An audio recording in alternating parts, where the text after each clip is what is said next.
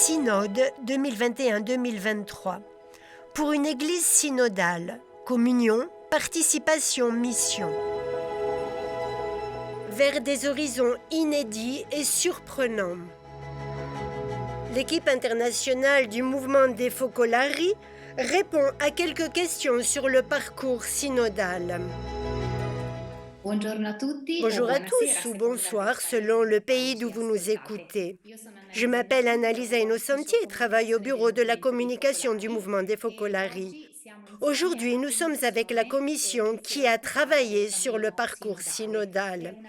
Il s'agit d'une commission qui, en plus de vivre une expérience synodale en première personne, a travaillé à la réalisation d'un guide, que vous avez peut-être déjà vu, pour accompagner le parcours pré-synodal, également au sein du mouvement des Focolari.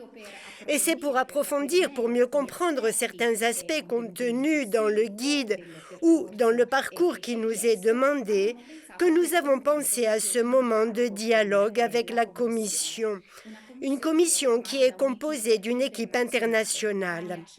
Vanya Cheng, focolarine chinoise, a été conseillère au Centre international du mouvement des Focolari jusqu'à l'Assemblée de 2021. Elle est maintenant à Hong Kong. Liliane Mugombotsi est une focolarine de la République démocratique du Congo. Journaliste, elle est au focolare de Yaoundé, au Cameroun.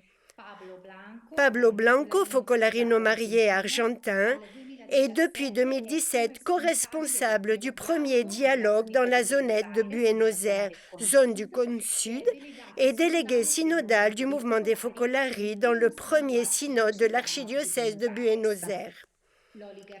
Loli Garcia, focolarine espagnole, présidente depuis 2016 du Forum des laïcs, un organisme qui réunit mouvements et associations. Vincenzo Di Pilato enseigne la théologie fondamentale à la faculté de Bari et à l'Institut universitaire Sofia de Lopiano. Eva Gullo, volontaire italienne et consultante en dynamique relationnelle dans les organisations, et depuis 2017, elle est également consultante pour des congrégations et des instituts religieux. Lida Ceccarelli, focolarine italienne, est enseignante et membre de la commission de spiritualité du synode, l'une des 4 commissions du secrétariat du synode. Claudio Guerrieri, un focolarino marié italien, professeur de philosophie et d'histoire et membre de l'école ABA pour la philosophie. Francisco Canzani, focolarino uruguayen depuis 2014, co-responsable de l'aspect sagesse et études au Centre international des Focolari à Rocca di Papa en Italie. Entrons donc à présent dans le vif du dialogue en partant de la thématique du synode. Le titre du parcours synodal est « Pour une église synodale, communion, participation et mission ». Alors Claudio, un synode sur la synodalité, pourquoi ce thème précisément ? Se poser cette question signifie en fait prendre un peu conscience du chemin que le pape François a indiqué à l'Église catholique ces dernières années et entrer dans ce besoin de réforme auquel il fait continuellement référence. Je crois que nous devons considérer le synode précisément comme un événement très significatif sur le plan historique. Tout d'abord en raison du nombre de personnes impliquées, en raison du style, des contenus qui en sortiront, comme un processus en continuité avec le Concile Vatican II. Le Concile demandait une mise en œuvre. Il requiert encore aujourd'hui une nouvelle compréhension, une nouvelle conscience de notre être Église. Et beaucoup ont souligné que cette phase du synode, la phase conclusive du synode des évêques, prévue pour 2023, est un événement qui peut être comparé au Concile Vatican II. Et peut-être que cela vaut la peine de le faire afin de mieux comprendre quelles sont les étapes qui nous amènent à cette conclusion. Si nous pensons par exemple aux années qui ont suivi immédiatement le Concile avec Paul VI, l'accent a été mis sur le dialogue. Dialogue avec le monde, dialogue avec la culture et une croissance au sein de l'Église du concept de ministère. Avec Jean-Paul II, en revanche, les mouvements ont émergé avec un fort sentiment d'appartenance à l'Église, ce qui a donné lieu à de grandes manifestations. Il me semble que notre époque nous appelle à une nouvelle prise de conscience que nous sommes tous ensemble le peuple de Dieu, que nous avons une responsabilité mutuelle à l'intérieur et que nous devons avoir une attention renouvelée envers les hommes et les femmes d'aujourd'hui. Donc, faire de l'Église, comme le dit le pape François, un hôpital de campagne. Mais au fond, dans Evangelii Gaudium, il a déjà dessiné ce profil de l'Église qui réveille la co-responsabilité de chacun, dans la rencontre, dans l'écoute, dans le discernement, dans l'accomplissement de son rôle spécifique au sein de sa communauté, mais en regardant à l'extérieur de celle-ci. Après Jean-Paul II et Benoît XVI, qui ont reconnu le rôle des charismes par rapport au charisme de gouvernement qui dans l'Église est propre aux évêques, après Tertio Millennio Ineunte, qui a proposé la spiritualité de communion, dont la spiritualité de l'unité est aussi une expression, comme un partage à tous les niveaux de la vie communautaire, constatant d'une part la difficulté de participation à la vie de nombreux laïcs et d'autre part l'engagement de plus en plus radical des associations, des mouvements et des communautés dans la vie de l'Église, eux qui répondent aux besoins de l'humanité à travers diverses formes de volontariat. Le pape François, en 2013 déjà, avec Evangelii Gaudium, a proposé à toutes les associations, à tous les mouvements, à toutes les communautés et aux paroisses et diocèses, un changement de rythme dans la communion. Et nous voici donc à la mise en œuvre de ce processus qui s'appelle synode. Le synode, répète le pape, c'est marcher ensemble, ensemble en tant qu'Église catholique, mais en dialogue avec les autres confessions chrétiennes, à l'écoute de tous les hommes et de toutes les femmes, des pauvres, de ceux et celles qui ne pensent pas comme nous, en insistant toujours sur la nécessité de surmonter l'autoréférence. Ainsi, ce processus synodal nous implique en tant que protagonistes et nous ne pouvons que nous souhaiter bonne route en ce moment historique. Et dans ce processus, dans le guide que vous avez préparé, vous indiquez, vous suggérez aux communautés, aux groupes du mouvement des Focolari de consacrer des moments d'approfondissement, de partage et d'expression d'une pensée commune, en élaborant aussi des réponses à certaines questions qui sont indiquées. Alors Eva, comment se préparer à ces rencontres? Que convient-il de faire individuellement et que convient-il de faire ensemble dans ces moments où nous serons ensemble? Tout d'abord, il est important et donc souhaitable que chacun de nous soit réellement conscient d'avoir reçu une convocation. C'est une convocation importante. C'est la première fois dans l'histoire de l'Église. Donc une convocation à participer au processus synodal. Je vous lis juste quelques mots du guide que vous avez reçu. Chacun de nous, membre de l'œuvre de Marie, est appelé à construire l'Église, corps mystique du Christ. Aucun talent, même le plus petit, ne peut être caché ou laissé inutilisé.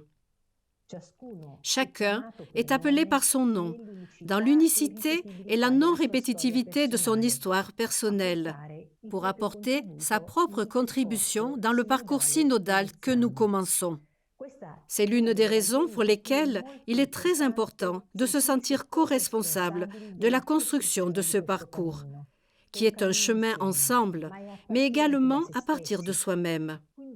Il est donc conseillé d'avoir un moment de préparation seul, où il est nécessaire de lire, d'approfondir le matériel disponible, de visiter aussi le site du synode, mais surtout de générer un espace d'écoute intérieure, un espace de prière où se mettre à l'écoute, aussi face à ce que les questions suscitent, de même que les thèmes qui ont été envoyés dans le schéma du guide.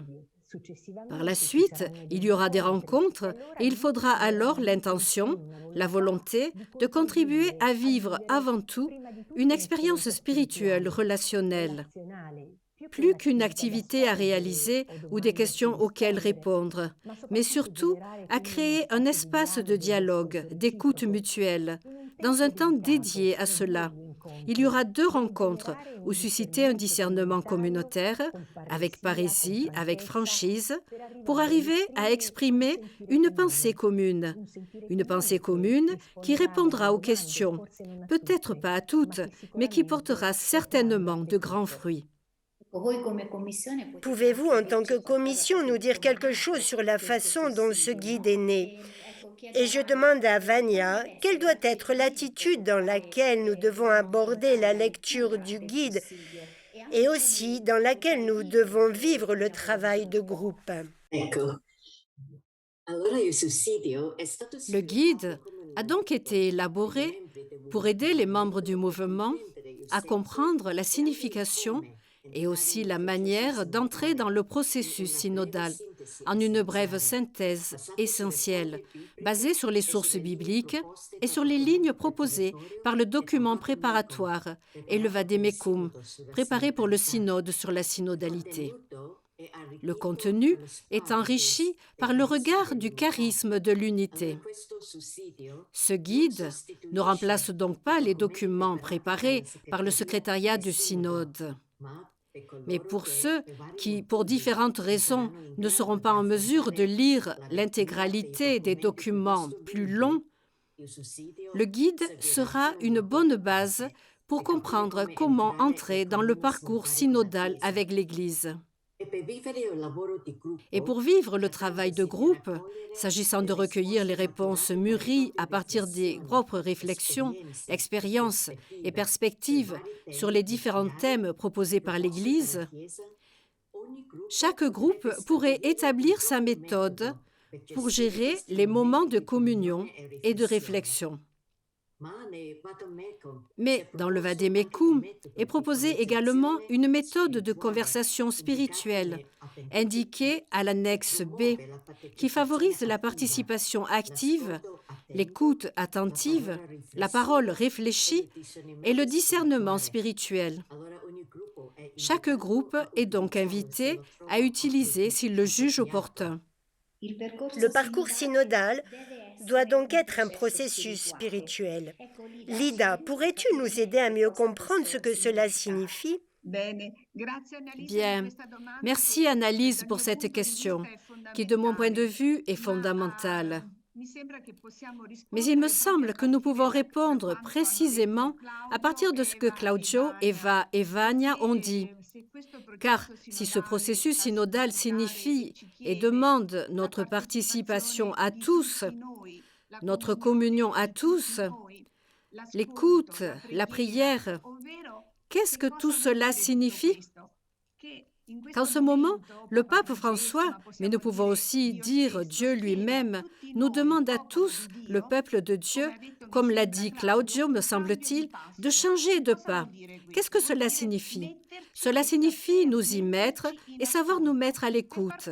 Pour ce faire, nous devons nous arrêter. Mais pas d'un point de vue physique. Nous devons nous arrêter intérieurement.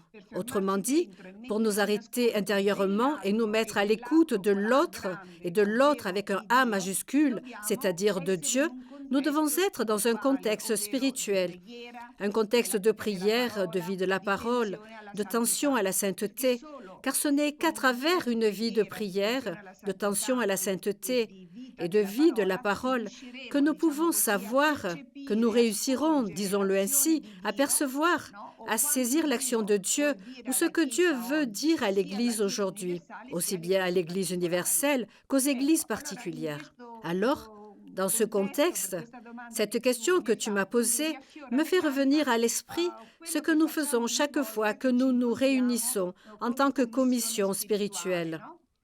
C'est une prière. Adsumus Sancte Spiritu.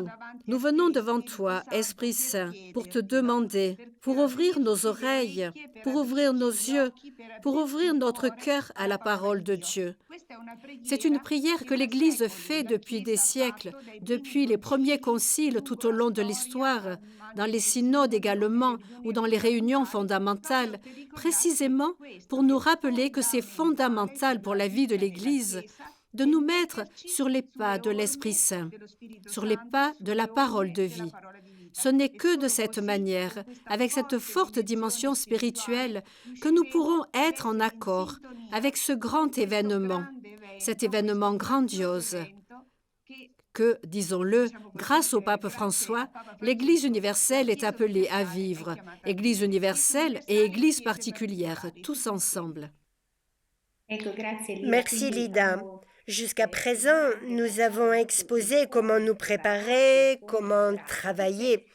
Mais peut-être avons-nous aussi des questions très concrètes sur la mise en œuvre, l'organisation du travail de groupe, la manière de former un groupe, si des personnes qui n'appartiennent pas au mouvement des Focolari peuvent aussi participer. Autant de questions que nous posons à Lily. Merci, Annalisa. Alors, sur comment un groupe doit être formé, comme on l'a déjà dit, nous proposons que notre participation se fasse dans nos contextes locaux, là où nous sommes. Ainsi, nos groupes, petits ou grands, peuvent coïncider avec notre communauté locale, avec un noyau, plusieurs noyaux ensemble, une unité de gène, un groupe dans notre paroisse, dans notre école, ou coïncider avec un focolare ou des groupes de focolars. Les personnes qui ne font pas partie du mouvement peuvent-elles participer aussi, si ça pouvait être le cas? Là où cette possibilité nous est offerte, c'est vraiment une occasion à ne pas manquer, pour entrer en communion avec des réalités vivantes de l'Église locale, de notre société, là où nous sommes. Le secrétariat du synode nous appelle à nous impliquer dans nos diocèses. La question 5C du point 15 du guide nous invite à nous demander, entre autres, si et comment nous contribuons au but spécifique des dialogues. Ce serait une des manières de nous ouvrir au dialogue, un appel à dépasser nos propres frontières, à faire véritablement l'expérience de la synodalité avec tous ceux avec qui nous entrons en contact. Donc, au moment où nous nous retrouvons ensemble, il y a aussi des questions qui sont suggérées dans le guide. Pablo, ces questions sont-elles des pistes de réflexion ou nécessitent-elles vraiment une réponse concrète? Et encore, faut-il répondre à toutes ou à quelques-unes d'entre elles? Si tu peux nous aider précisément dans cette méthode de travail. Merci pour ta question, Annalisa. Comme on peut le voir, le guide comporte deux parties bien définies. Une première partie dans laquelle on réfléchit sur le processus synodal, son importance, ses caractéristiques, ses motivations, etc. Et en même temps, on cherche à prendre en compte la contribution qui est demandée par le synode à notre mouvement. Et la réponse, les suggestions en termes généraux que nous pouvons donner comme une contribution du mouvement et de chacun d'entre nous à ce parcours. Et puis, une série de questions est posée avec 5 axes de réflexion. Ces questions aident d'une part à la réflexion, mais elles sont aussi concrètes, comme l'a déjà dit Eva. Par conséquent, on s'attend à ce qu'elle suscite une contribution qui soit le fruit de la réflexion de la communauté, mais aussi des expériences sur ce que la question soulève. Enfin, en tant que mouvement des Focolari, chacun de nous pourra saisir l'occasion de redécouvrir son propre rôle d'un côté, son propre rôle dans le focolare, dans le noyau, dans l'unité de gène, dans la communauté locale, dans tel ou tel projet, et contribuer à un discernement communautaire sur ce qu'il y aurait à faire en tant qu'œuvre dans différentes situations, comme l'a souligné Vania. Et puis redécouvrir son être Église ensemble, en participant aux phases paroissiales du synode et en particulier à la phase diocésaine, en apportant sa contribution de réflexion et d'expérience, comme l'a dit Liliane. Et enfin, redécouvrir comment proposer des réflexions, des expériences à la commission centrale du mouvement pour répondre ensemble à l'invitation qui nous a été faite de contribuer à la réflexion préparatoire et à la phase mondiale du synode en tant que mouvement international attentif à la société, engagé dans le dialogue écuménique et interreligieux, en dialogue avec ceux qui n'ont pas de conviction religieuse. Ce moment sera la synthèse du processus synodal et le début d'un nouveau processus dans lequel l'expérience de la synodalité pourra trouver un miroir où chaque communauté pourra se refléter pour se renouveler. Un processus initié avec beaucoup de courage par le pape François, comme l'a décrit Claudio, qui caractérisera les années à venir et qui nous fait Église aux côtés des hommes et femmes de notre temps.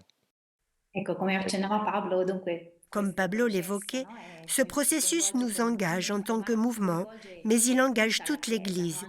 Évidemment, le guide fait aussi référence à l'Église locale, donc aux paroisses, aux diocèses, aux conférences épiscopales. Loli, pourquoi a-t-on demandé également une contribution au mouvement des Focolari? Et ensuite, quels sont les lieux où nous, membres du mouvement des Focolari, sommes appelés à apporter notre contribution dans ce parcours synodal? Merci, Annalisa. Nous pouvons dire que cette demande au mouvement de donner notre contribution est aussi, comme on l'a déjà dit, une nouveauté importante de ce synode, car le pape François a affirmé que les associations de laïcs sont un terrain d'entraînement de la synodalité. C'est-à-dire qu'elles sont, nous pouvons le dire, des lieux où nous mettons en pratique, ou du moins nous cherchons à le faire, cette manière d'être Église. Être une Église du dialogue, une Église de l'écoute, une Église de proximité. Nous sommes donc considérés comme des partenaires privilégiés dans cette phase de consultation. Le point 6 du guide dit, et c'est ce que je lis maintenant, « Aucun charisme n'est superflu. L'Esprit Saint envoie généreusement ses dons pour l'édification de toute l'Église, afin qu'elle soit à la hauteur des défis du temps présent. » Fin de citation. Ainsi, nous aussi, selon les modalités qui ont été définies avec le charisme que nous avons reçu de Chiara, nous pouvons partager l'expérience que nous faisons, qui n'est pas seulement pour nous, apporter notre contribution à la vie de l'Église et avec le regard sur le monde uni. En outre, cela peut nous faire du bien de nous interroger sur la qualité de notre cheminée ensemble dans nos focolars, dans nos noyaux, dans nos communautés. Plusieurs questions qui se trouvent dans le guide peuvent nous aider à réfléchir et à faire en sorte que grandisse la communion. Donc, en résumé, les lieux où il nous est demandé de participer sont au nombre de deux. D'une part, nos réalités ecclésiales locales, où nous devons être des promoteurs en première personne de ce processus synodal, et d'autre part, vivre le synode au sein de l'œuvre, pour découvrir ce que nous pouvons donner aujourd'hui à l'Église avec le charisme, et donc aussi à l'humanité, et pour nous demander également comment nous vivons la synodalité à l'intérieur de notre propre famille. Dans cette phase de consultation, il nous est aussi demandé de produire des réponses, des textes. Francisco, alors, quels résultats attend-on de ce travail? Seulement de produire des textes puis d'élaborer un document? Oui, Annalisa, c'est un des résultats que l'on nous a demandé d'atteindre, car le secrétariat du synode nous a demandé de préparer un document, une contribution écrite, et donc, mais ce n'est pas la raison fondamentale, le résultat fondamental que nous attendons de ce parcours. Nous attendons de faire l'expérience de la synodalité au sein de l'œuvre, dans le sens où nous sommes convaincus que nous avons une spiritualité du cheminer ensemble vers Dieu, vers la sainteté. Mais cette spiritualité, nous devons la vivre et aussi la mettre en commun comme un don pour toute l'Église. Le résultat attendu est surtout de faire une expérience de synodalité avec le reste de la communauté ecclésiale, c'est-à-dire tous ensemble, tous ensemble, dans un parcours qui, comme tout le monde l'a dit, est l'avenir de l'Église, a un avenir dans l'Église qui préfigure ce que nous devons être et vivre à l'avenir. Alors oui, nous attendons vos contributions écrites pour préparer ce document pour le secrétariat du synode que nous présenterons en tant que mouvement des Focolari. Mais c'est avant et après tout cela une expérience de synodalité dans l'œuvre, dans notre Église locale et dans l'Église universelle. Ce sont les résultats que nous attendons. Vincenzo, nous concluons avec toi. Nous l'avons déjà un peu évoqué. Si tu devais décrire brièvement l'objectif de tout ce parcours vers le synode, comment le décrirais-tu? Que dirais-tu? Eh bien, le but de ce synode a été répété plusieurs fois, c'est de marcher ensemble le long d'un chemin. Et le chemin du synode, celui que le synode a choisi, il n'y en a qu'un, le chemin de l'Évangile. Nous sommes un peuple né de l'Évangile, qui est certainement le chemin à suivre avec ses splendides paroles divines. Mais, comme vient de le dire Francisco, ce n'est pas un simple document, c'est avant tout une personne, la personne vivante de Jésus, le ressuscité au milieu de nous, qui depuis Bethléem devient voyageur, notre compagnon de route sur cette terre. Nous ne sommes donc jamais seuls dans l'aventure divine de la vie, même si à ce stade de l'histoire, de ce changement d'époque, nous nous sentons parfois perdus. Ainsi, dans l'Église et dans le monde tout entier, il est désormais flagrant que personne ne peut se sauver tout seul. Nous sommes interconnectés et la pandémie nous le dit de toutes les manières, elle nous le prouve. Et de ce fait, j'oserais dire que nous sommes presque contraints de coopérer, de nous écouter les uns les autres, de prendre soin de ceux qui sont près de nous et de ceux qui sont loin, pour notre bien-être physique mais aussi spirituel. Il y a quelques décennies, on avait coutume de dire, le Concile Vatican II en particulier, que l'unité est un signe des temps. Aujourd'hui, je pense que c'est une nécessité. Nous ne pouvons pas nous en passer. Donc le synode est avant tout une occasion de rester comme Jésus, comme Marie, mêlés à tous, les uns à côté des autres, sans discrimination. Le but du synode n'est donc pas de se complaire à dessiner des chemins hypothétiques sur une feuille de papier, en restant ensuite assis autour d'une table. Non, le but est d'identifier, sur la base de nos expériences d'évangile vécues, les nouveaux chemins à explorer et que l'Esprit Saint a déjà ouvertes avec ses charismes. Notre travail ne devra pas produire un tableau à accrocher sur les panneaux d'affichage de nos réunions, mais une carte de navigation qui nous fera sortir avec toute l'Église vers des horizons inconnus et surprenants. Le but du synode, et je reprends les mots du pape François, est donc de nous enthousiasmer pour la marche et non pour les feuilles de route. L'objectif est de grandir dans l'unité. Et donc, avec la confiance de ceux qui savent qu'ils ont à leur côté un explorateur exceptionnel comme Jésus, traversons ensemble les inévitables contradictions que nous rencontrerons, les échecs apparents, les critiques, les abandons qui se présenteront, pour arriver finalement au but, Jésus, le chemin lui-même. Il est l'Emmanuel, Dieu avec nous. Et avec lui, ensuite, nous ne nous arrêtons pas, continuons, repartons pour de nouvelles étapes de notre saint voyage. Merci, merci à tous. Alors, allons-y, continuons ce voyage passionnant pour élaborer cette carte de navigation vers des horizons, comme l'a dit Vincenzo, surprenants et inédits. Et donc à chacun, à nous, bon voyage ensemble.